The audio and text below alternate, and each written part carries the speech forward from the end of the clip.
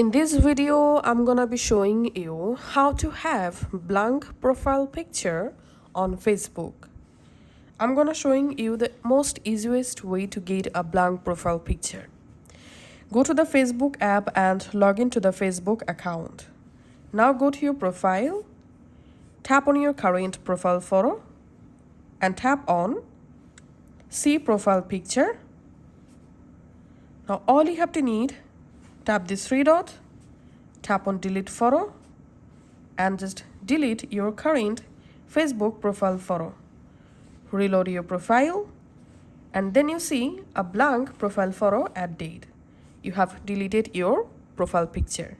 Tapping on this three dot and tapping on View As, and as you can see, currently my profile has a blank profile picture. So that's how you can actually do it. Thanks for watching.